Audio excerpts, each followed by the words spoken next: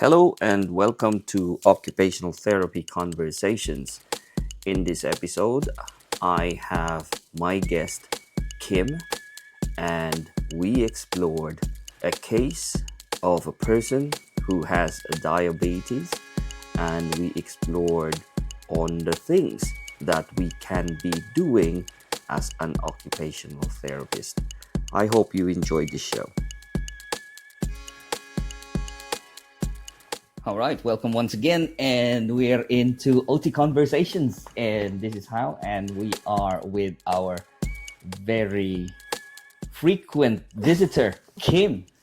All right, hello, Kim. How are you? I'm fine, thank you. You're doing okay? Yeah. All right, so we're going to talk about something today. What would you like to talk about? Functional assessments, then diabetes. I want to kind of know OT input with diabetes patients. With diabetes. Patient type 2. Yeah. Okay. I'll ask the question like what I would like to know. Okay. Yeah. You wanna start asking then?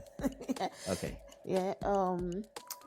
I just want to know like if you need to do an assessment for diabetic patients, the kind of assessment tool OT we normally kind of use for that, because I found that like you can use I think CMOP. Canadian Model of Occupational Performance. Yeah. Yeah. To get information on like ADLs and functional, to do like functional.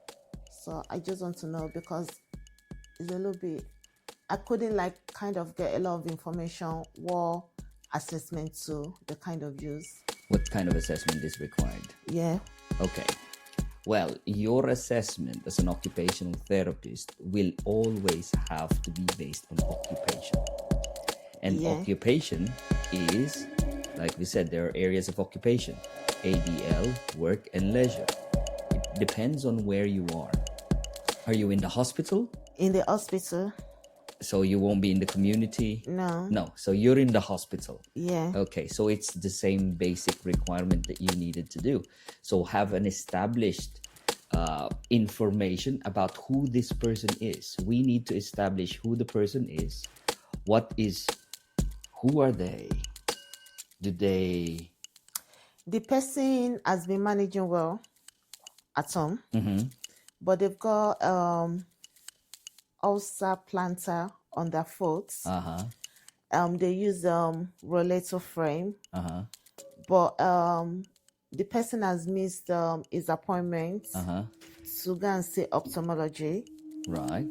So the person has been brought into the hospital, struggling with his personal care and refusing nurses to help. I see. To help on the hospital ward, and depressed as well. Okay. So feel like there's something cognitively going on, because from my own point of view, if he's missed his appointment twice to go and see ophthalmology, and he's depressed as well, and he's refusing care. The person used to be a bus driver, but not working at the moment due to ongoing health issues going on with him.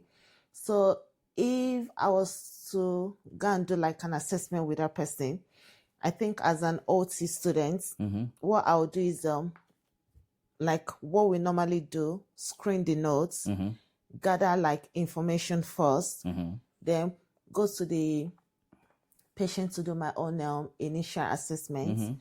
So what I'm gonna do is I'll ask what kind of environment they live in and how they've been coping before coming into the hospital. So, and from what I can gather from this person has always been independent. The person was independent. Yeah, before coming to the hospital. So now if he's refusing to have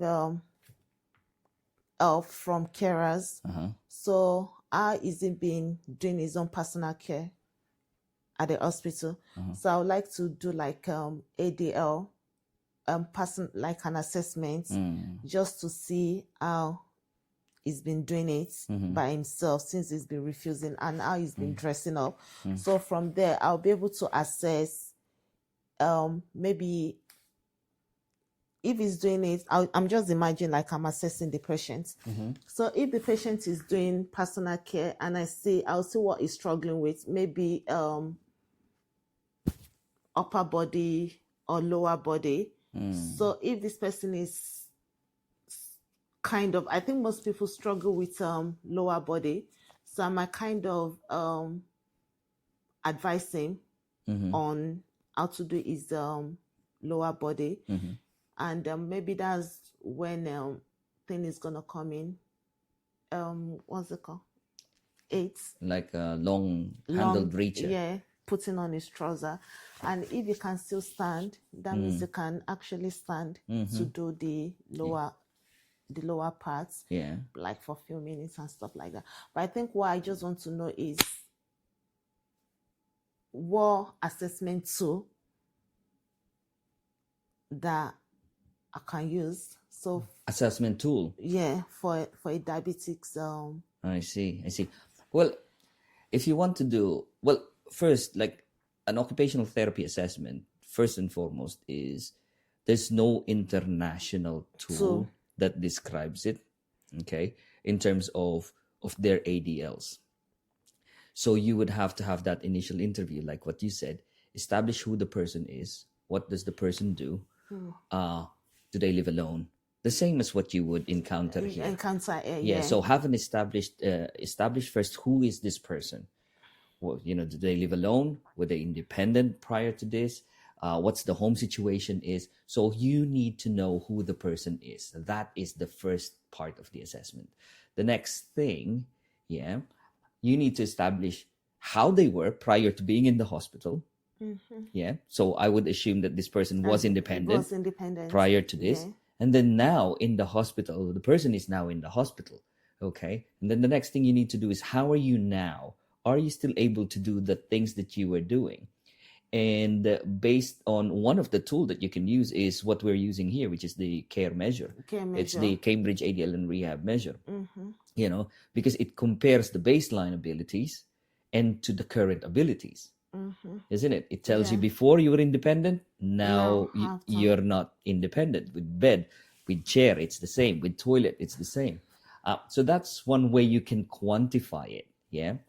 There are other tools out there like functional independence measure, FIM, which is FIM-FAM. There's one. Another one would be the Barthel. These are all ADL measures that's there. There is CATS index. It's called KATZ, CATS index. So these are some of the areas. Now, the other one is you can use COPM, Canadian Occupational Performance Measure. But you need to have evidence.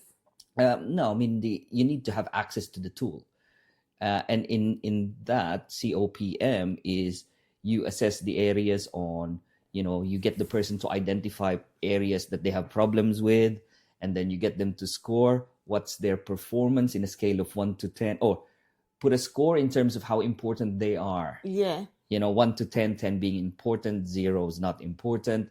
That way, if they're able to prioritize the ADL problems, like, for example, I can't get out of bed, I can't wash, I can't do anything. So she's writing those things down. And then you ask them, which ones do you think is most important to you? So by them prioritizing, then you can use that as your way to prioritize your input, because the patient themselves are the ones that prioritized it. Then the next thing is you ask, what's your performance score in terms of 1 to 10, 10 being very good and 0 not good at all. So they put a score. Another one would be, what's your safety score? 10 being very safe and 0 not safe. And what is for every aspect that you assess, that they say, every problem. And then the next one is, how satisfied are you with how you were doing it? 10 to 1. And then once you've initially done that, establish that with a person, you do your session, the ramps, if you remember that, you do your restore, your alter, modify, prevent, you do your intervention. And before they go home, you ask again, what is the what's your score now? So the person can tell, so from 1 to 10, and then you can compare the difference. If, for example, prior to having the session, I was my performance score was 2 based on what he feels, and then now before I go home, I feel my performance score is 7. So you can see that there is progress. Yeah, so that's one way of doing that. Yeah, but I don't think that is the main concern, because diabetes alone shouldn't stop a person from doing the day-to-day things. Yeah, that's what I'm saying. Apart from the ADLs, the cognitive, because this person is depressed, so probably do like 480 test to know, like cognitive test to find out. Because if he has missed his appointment twice, that means, and is depressed, like people depressed, mainly it has to do with psychological. Is it mood? Is it depression? I mean, normally Low in mood. low in mood. Normally, diabetes shouldn't have an effect on your thinking. You know, it shouldn't normally. You know, blood sugar, high blood sugar, low blood sugar, But you know, a person can be diabetic, but normally it shouldn't be a problem. some people get confused though, maybe when their blood sugar is low. And they living alone. Yeah. They're living alone. So maybe the diabetes is not controlled. It's not controlled. Yeah. Okay. So you need to make sure that, and who's going to control this sugar level?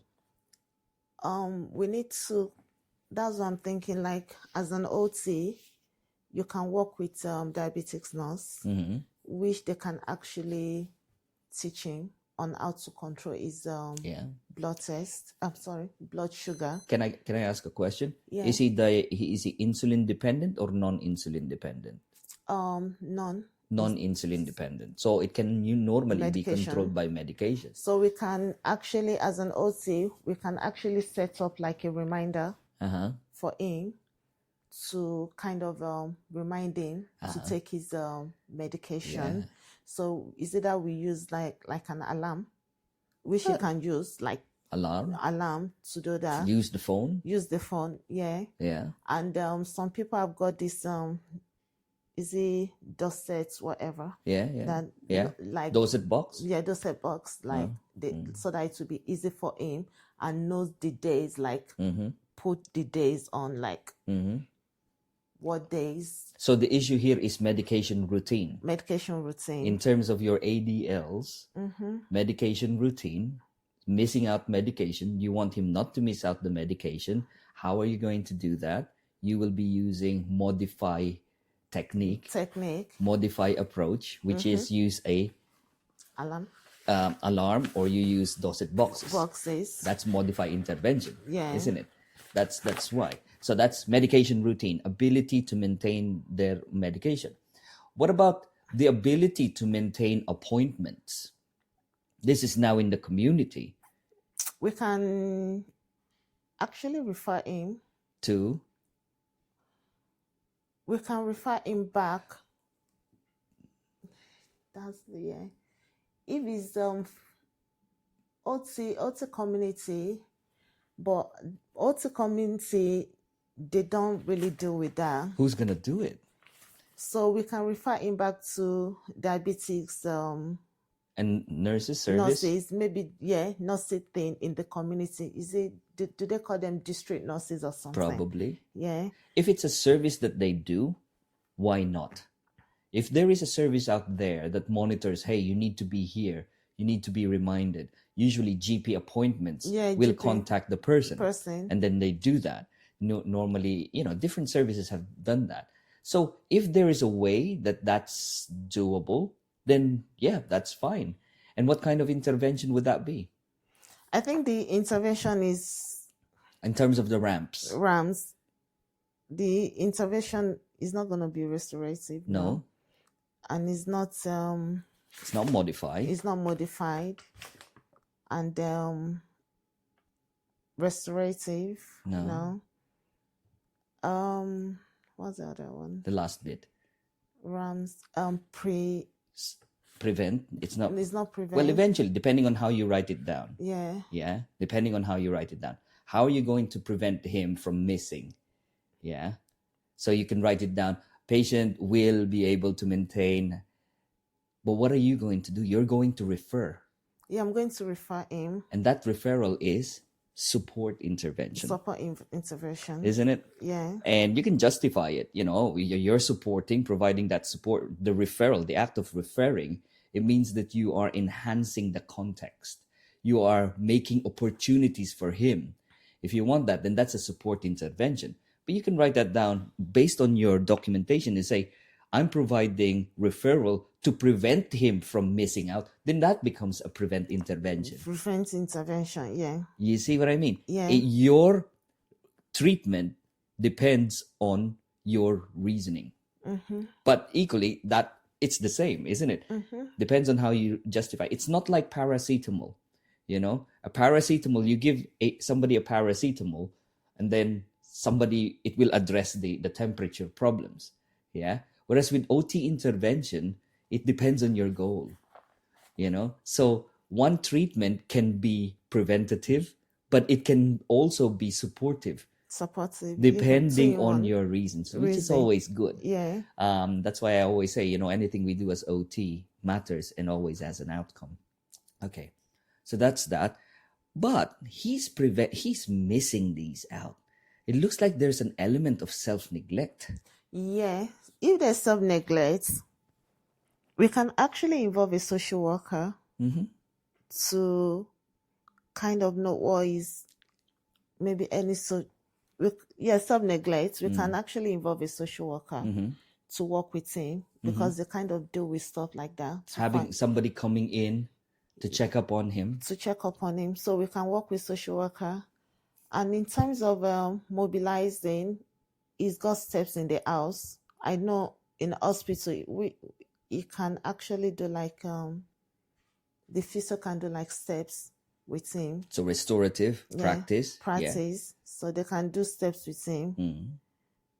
And hopefully it will be able to kind of, because he's got steps in the flat that he needs to access.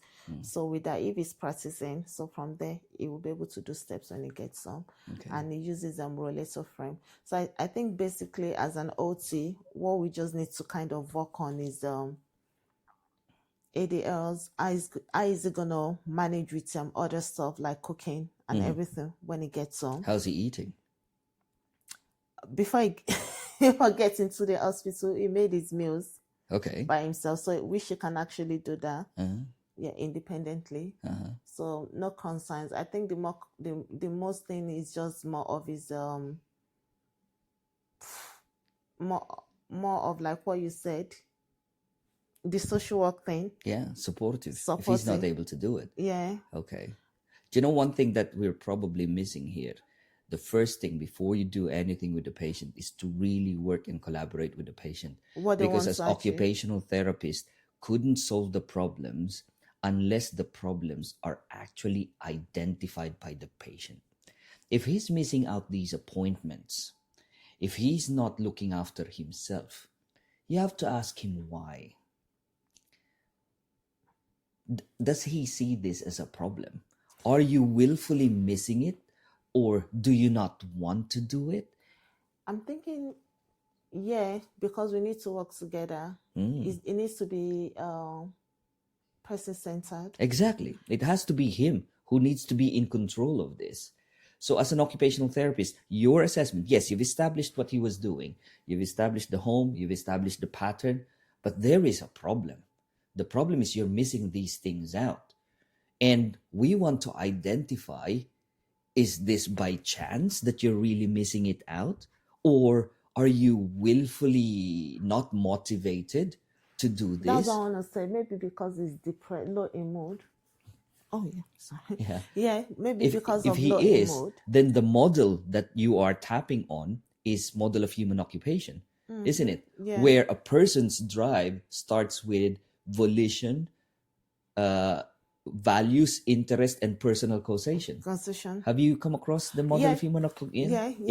Yeah, volition, So volition, under that is his values, his interest, and his personal causation. And I know that everybody has to have that, to be able to function properly. You need to have that drive. And in parallel, the Canadian model of occupational performance, that would be the spirituality. Yeah, that's what I want to say. Isn't it? Yeah. That's the spirituality. But they just clumped it all together to spirituality in the CMOP. But in fact, the MOHO, which is the older version, the version really is what's the spirituality parallel to spirituality is his volition, his interest, and his personal causation. So you need to tap on that with him. Are you okay? What's happening? What's getting you down?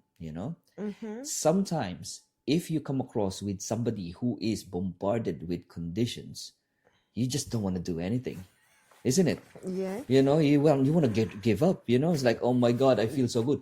Obviously, there is a factor in which if your sugar is high or low, you just feel it, and you just would not be motivated to do anything, isn't it? Yeah. And it will you not moving, will you not showering, a person who's confined at home, not getting any sunlight, you just don't want to do anything. So that's an element where occupational therapy intervention can come in, because you've picked up there are problems. Now you want to find out what, and that's emotional assessment, that's psychosocial assessment. Yeah, what just came to my head? We're talking about, I was thinking kitchen assessments. And the reason why I actually thought about kitchen assessments is if anything is wrong with his eyesight, in case they might struggle to prepare meals.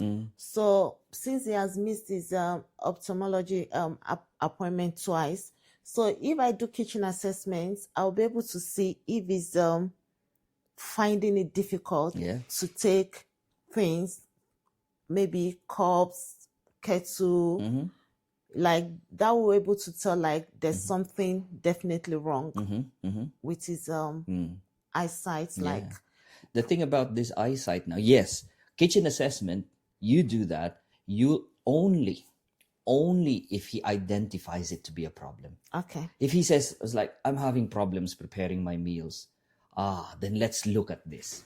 Because sometimes you're not eating, you're not preparing meals. What's wrong? Well, I can't be bothered. So that's a different reason. And then, okay, well, you need to eat. What are you going to do about it? Oh, I'm just having ready-made meals. Then it's not a problem, isn't it? That's a compensatory strategy that he's actually decided to act on. He's like, well, I don't want to prepare meals. If I'm not well, I wouldn't want to prepare meals, isn't it? Yeah. We don't know, but he will know. And it's between you and your patient to establish this together. That's the beauty of it, isn't it? It's not predictable because you have to factor in the human nature, the values, the interest, and the personal causation. But if he says, I'm not preparing meals because I can't see and I really want to do it, then you can have that session. You can do the kitchen assessment. You can find out what's the difficulty, and then you can make recommendations, on which case because you will be changing things, you're likely to adapt things, then it becomes a modified intervention, because you cannot restore the impaired visual problem, isn't it? So you can do cognitive retraining, you can teach them these are the techniques, you can put everything in one place, or color coded as well. You can color code it, but I'm sure he would know his own house. He will know his own environment. Yeah, exactly. Yeah. So even the color coding thing, because even in the dark, he knows where the kettle is. Yeah, that's true. Isn't it? Yeah. See, that's a very interesting perspective. But yes, explore that. But you can only address things he mentions if he identifies it to be a problem. Okay, so for example now, if he identifies he struggles with his personal care, then struggles with looking at the time. Okay, struggles with personal care, probably struggles with if this is person that likes going out and leisure and enjoys leisure, because according he plays piano, but he can't due to his the ulcer on his like standing for too long.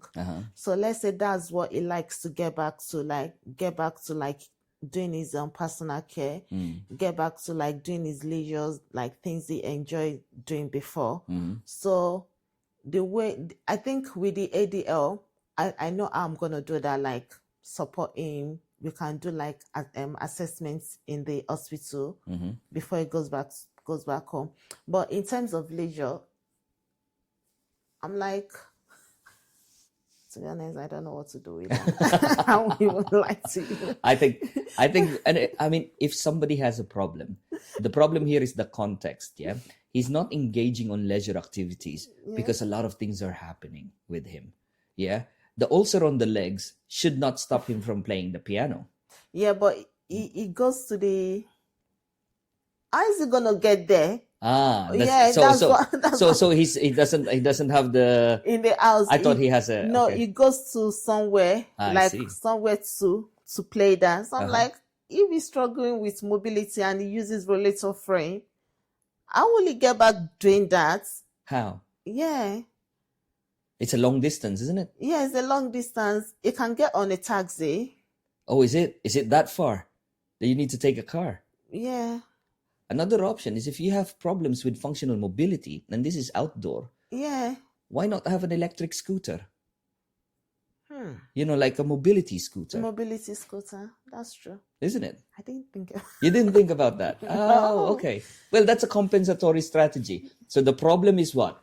Now you've identified the problem, yeah? So the problem is, I want to be able to play the piano. Why can you not play the piano? Because I can't walk there. Why can you not walk there? It's too far and my legs could not tolerate it. Okay, but you want to do it. How are you going to do it? Am I going to teach you to walk that far? I could try, but it's not going to work. So what's the best way on how to do this now? Let's get a mobility scooter. Yeah? And what treatment would that be? Compensatory. Modify intervention. Yes, compensatory or ramps, on the ramps. Yeah. Restore? Nope. Alter? No, nope. Modify? Yes.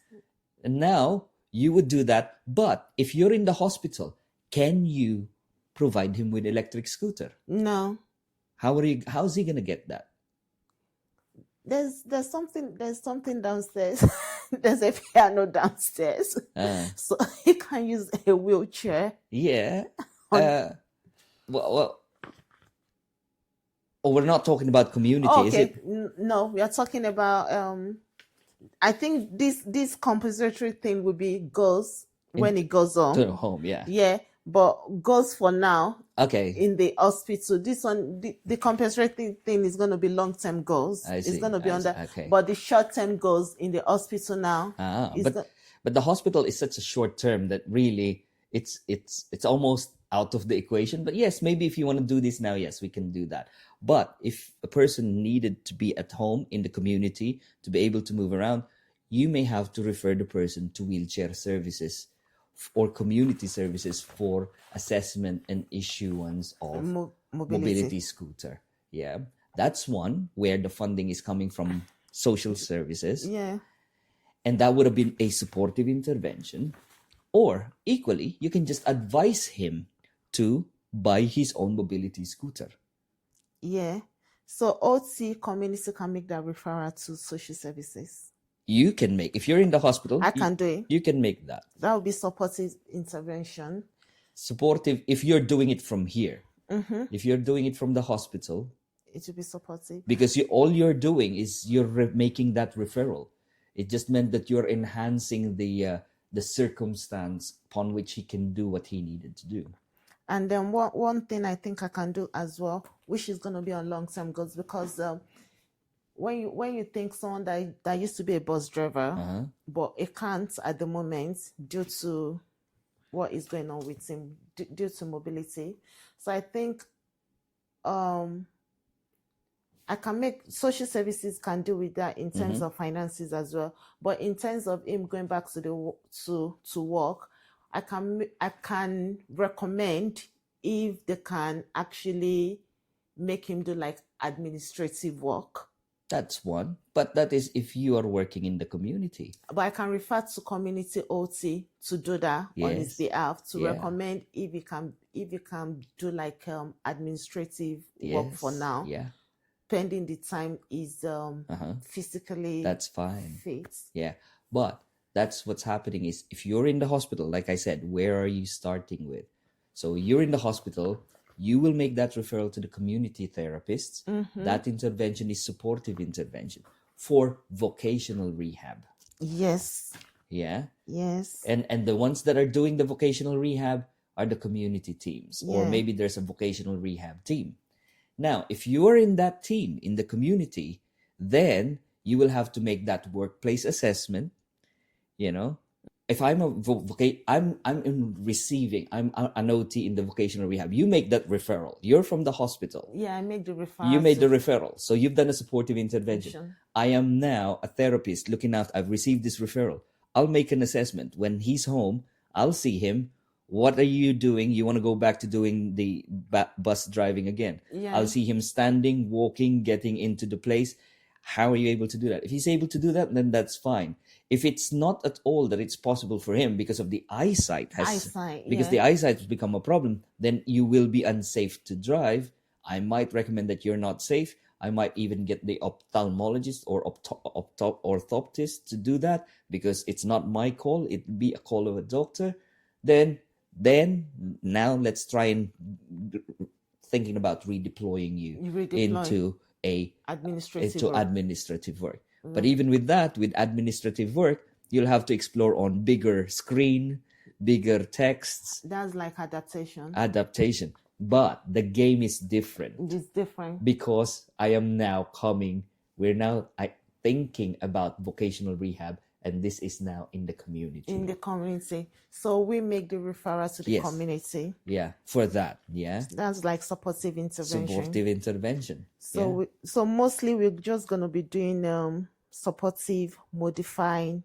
Yeah. And so if you're here, you need to establish why. That psychosocial reason, values, the interest, and personal causation. If you have to speak to him and start to modify him, I meant to motivate him. Come on, you can do this. You can be empowering occupational therapist. Then that would be you're addressing the values, the motivation, isn't it? Yeah. So you're providing that supportive intervention because that's a psychosocial support. Yeah. And you're using varying techniques, motivational interviewing, coaching, So do I need to, with this kind of person, I'm just referring, so the kind of assessments, but do I need to do like a cognitive assessment if he's been depressed to know? Well, if you want to check if there's something wrong, there's nothing wrong doing a checking. Because one, I wouldn't think that there is a problem, but because again, it's not dementia, it's not something. And if you have, depending on the episode, if it's a high blood sugar or low blood sugar, but this is just episodic, very, very small time where you would have that very high sugar level or very low sugar level, which, it would make you confused, definitely. But once that's managed medically by tablets, then the sugar is controlled, then you shouldn't be confused anymore. Okay. Isn't it? Yeah. Do you know the nature of diabetes or what's happening? This person has got type 2. Okay. He's got type 2 diabetes. So because I haven't spoken about this for a long time, but it's good for you to understand. It's all about sugar. Yeah, it's all about sugar. Yeah. And sugar is what we need to actually have the energy. Yeah. And the smallest form of sugar is glucose. Yeah. Our cells need glucose to be able to produce energy, So glycolytic, glycolysis, and then you will produce energy. The thing is, these sugars can't go into the cells, because it's too big. And it needs something, and what the body needs to break it down. No, when you break it down, it becomes glucose. So it's the smallest form. To get into the cells, you need insulin. Oh yeah. So once there is insulin around the system, it will then get the sugar into the cells. Okay. So he's not diabetes. He's not insulin dependent. So No, if it's you not have, slim. that's naturally produced. Insulin is naturally produced by our system, you know. But he's not short of insulin. No. So sugar is likely going to be in the, it should be in the cells. But what happens to him is he's probably consuming a lot of sugar. Yeah. And then there is so much sugar floating around in the body. Mm-hmm. And what happens when the blood is filled with sugar? What happens if the water is filled with sugar? Is it like the symptoms you get? No, just the water having so much sugar. What's going to happen to the water? It's not. It's going to be very thick. Yeah, it's going to be very sticky. It's going to be hard. It's not going to be as fluid as a water. Yeah, that's true. And it's the same with the blood. Mm-hmm. If there's so much sugar in the blood, it's going to be thick. Mm-hmm. And when it's thick, it's going to put so much pressure on the walls. Oh. And then when there's so much pressure on the walls of the arteries, you have high blood pressure. Oh. And what happens is because it's thick, the eyes, it's out, you have very small arteries in the eyes. Yeah, the vessels. How is it going to flow in very small, in small arteries? It's going to be very difficult. Oh, is that where the thing comes from? And that's why you would have eye problem. Because the blood is not flowing. It's not flowing through the blood vessels of the eyes, and it will affect your vision. Oh. Yeah. What happens to the genitals for men, and I guess for women too? There's not going to be a lot of blood flow in there, and you need blood flow for erection. Mm-hmm. So because there's no blood flow freely, what's going to happen? You're not going to have any sensation, feel anything. Impotence. Yeah. Isn't it? Mm-hmm. So that's what's going to happen. And if you have a high blood pressure, you have hypertension. Hypertension and high blood pressure are risk factors for stroke. So you can have a stroke potentially, isn't it? Yeah. And if the blood is not flowing freely, you need the blood for healing and for wound healing. All these platelets that are coming in. So if it's that and it's not healing properly, then your wound will not heal very quickly. Yes, isn't that's it? true. Okay. Yeah. And so what else is happening there? If you have multiple wounds on the nerves, then your nerves are going to be affected. It's going to be painful. It's going to be sensitive or numb. It's neuropathy. So you can have diabetic neuropathy. Neuropathy. Yeah, neuropathic pain. So the main cause and the root cause of the problem is the sugar, and it needs to be controlled. So how are you going to control it? If you don't want to control it by medication, you can control it by diet, isn't it? Correct. So you can actually, this becomes health maintenance in terms of ADLs, occupational therapy. You can refer to dietitian. Yeah. And you can teach him or show him other services out there that is weight loss training program, dietitians, something that he needs to be in control of the of the problem. So that's the diabetes in a nutshell, isn't it? Yeah. And you can have two types, insulin dependent or non-insulin dependent. And he is a non-insulin dependent, which I would assume he eats a lot and he has a lot of sugar in his body. So I would assume that the physique is big. Yeah. Is this person big? Yeah. Yeah? Yeah. So there you go. So there is so much sugar reserve out there. And then what happens? If the sugar is so much in the body, it will be stored in as lipids or fats. So he will build up the fat. Oh, that's why they're obese. That's why he become obesity. Wow. It's a beautiful story, isn't it? It is. Yeah. It's going to help me a lot. Oh, yeah, isn't it? Yeah. Yeah, it's amazing. Yeah. So there is a lot of things that you can do. But if you're working in the hospital, because your target is to move the person from hospital to home, all you'll do is, are you washing? Are you dressing? If you're not doing it, do you need help? If you need help, let's get carers to help you at home. That's what you're going to do. But there is still an ongoing problem. So you need to refer them to the right people. Right people. Now, the challenge sometimes is if the person is in the community, there's not enough service out there that can do this. So OTs don't have time to do They this. don't have time, so they just refer. They just refer to diabetic So that's nurse. the supportive intervention. Yeah. I've learned a lot. Thank you. Is it nice? It's It's a nice. beautiful story, Yeah, isn't it? Yeah, and the functional thing that I'm struggling with is not as if when I go in there, I know what to say, but I think it's just the way of kind of, I don't want to be like, oh, can you, like, I want it to feel like more of having like a conversation. Exactly. I think that's the root one.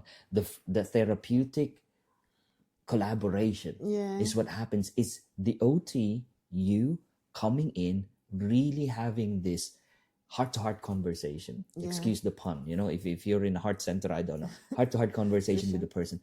How are you? Is the first question. Sure. What's wrong? How can we help? So you listen, okay? You're not thinking about treatment yet. All you do is listen. Be an empty vessel. Listen to the person. And once you do, then he'll tell you. And then you can probably think about ways, because he probably doesn't know. He probably doesn't understand what's happening with the diabetes. All he knows is that blood sugar is high. I'm hyperglycemic. I'm going to have tablets. But maybe for him to understand the story of sugar, maybe he'll understand, and maybe it will create him to make some changes in his life. Yeah. That's true. Yeah? Yeah. All right? Yeah. I think that's a good session, is it? Yeah, it is. Thank you. I really enjoyed that. And I really thank you for asking as well.